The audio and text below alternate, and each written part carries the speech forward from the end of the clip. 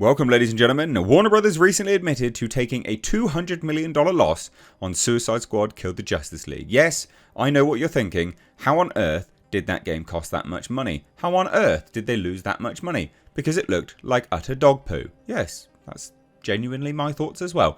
But this is the case, and they've come out and admitted it. Fascinating times. Why did you not just do more good stuff? What's wrong with you, you fools? Anyway, we'll take a look at this. Hit subscribe if you're new here. Turn the bell notifications on. And please do support me via Patreon. You can find it linked down below. Or cop yourself some awesome merch at mr8shop.com. Anyway, Warner Brothers Discovery admits to a $200 million. I'm genuinely baffled by this. I look at it and I'm like, how on earth did you lose that much money? Because, look, like it's notably worse in quality than games like 10 years ago. Like it's visually worse quality. Visually it looks really cheap. But there is that saying, isn't there? You know, it costs a lot of money to look this poor or this cheap or whatever. Like, this is insane. So anyway, they did their sort of financials recently, and in providing financial confirmation to the live service title's reputation as one of the worst overall disasters in the history of video games, Warner Brothers Discovery has admitted that the absolute failure of Suicide Squad Kill the Justice League has ultimately resulted in a $200 million hit to their bottom line.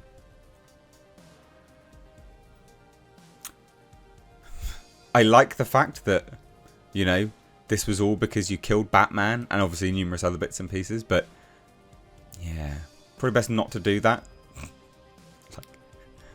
This is what alerted everyone. This is what alerted the world to Sweet Baby Inc. and narrative consultants. And now the whole gaming industry is just completely like screwed, basically, as a result of that. It's so funny.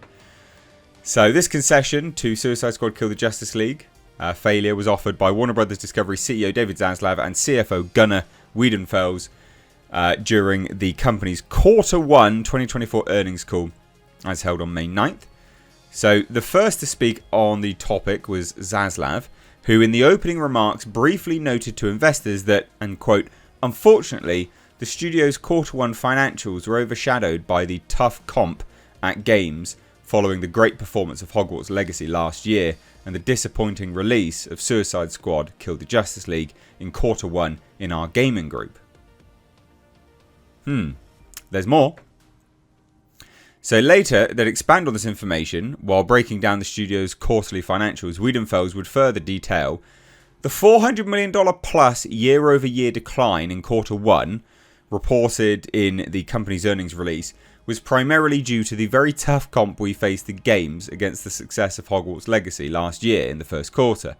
In conjunction with the disappointing Suicide Squad release this past quarter, which we impaired, leading to a $200 million impact to earnings before interest, taxes, depreciation, and amortization during the first quarter. You really screwed yourself. Do you think they've learnt a lesson? I genuinely don't. I don't think they've learnt a lesson. I don't think these people learn lessons like that. There's no lesson learned here. They will still employ Sweet Baby Inc. guaranteed, and other companies and all this other kind of crap. So, per the aforementioned earnings release, the EBITDA for the company's studio segment, which includes their video game, television, theatrical, and home entertainment operations, fell roughly 70% compared to the prior year quarter, dropping from $607 million in 2023 to $184 million in 2024. That's bad. Now, I will say, Warner Brothers as a whole are doing great by comparison to other companies. Like, they've got free cash flow. You know, they're actually doing well. Genuinely. Like, I don't think their streaming costs them money. Like, it's not a loss leader. Right? Like, you've got the likes of Paramount Plus and Peacock and these kind of... Disney Plus, for instance, as well, up until recently. They're all running at a loss. You know? Like... Warner Brothers doesn't have that. HBO Max has been very successful. Max now, presumably the same thing, is successful. So, yeah. According to Warner Brothers Discovery, this decline was largely caused by Suicide Squad Kill the Justice League, with what little damage mitigation could be done being delivered by the theatrical revenue for Dune Part 2. They didn't get all of that because they didn't make that film. It's actually a legendary film.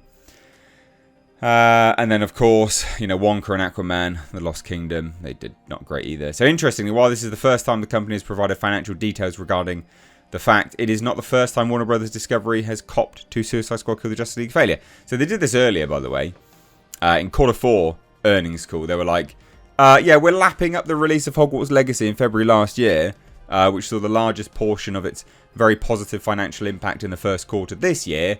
Suicide Squad, one of our key video game releases, has fallen short of our expectations since its release and has continued to be a failure. Setting our games business aside, setting our games business up for a tough year-over-year comp in Q1, which was then confirmed now. But quite a staggering drop-off anyway. Madness. Yeah, that's crazy. That's absolutely crazy.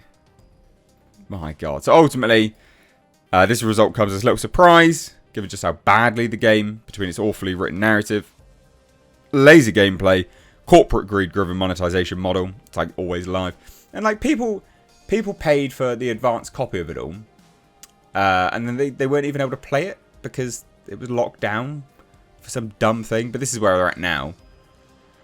Just to let you all know.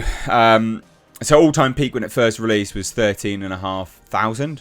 Not great for a brand new game, but okay. Better than 150 24-hour peak.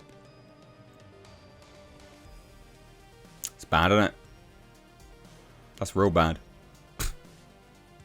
100. I mean, they gotta shut down the servers at some point on this. You got to be losing money just on keeping the electrics on for the servers. There's always online live action, whatever shitty game it is. That's terrible. 150 players. Wow. Genuinely insane. So there you go. $200 million loss. That is a astronomically high figure because these games cost so much money. They cost the same as movies sometimes. And when they do, and they fail, you are completely screwed. And that's what's happened here. So bad times. Genuinely bad times. But what do you guys think? I'd love to hear your thoughts. So please do drop them down below. Any and all of your thoughts. Chuck it on down there. But anyway, that's it from me. Don't have much else to say. So like I said at the start, hit subscribe. Support the channel. Patreon. Merch. Cheers guys. Take care. Bye bye now.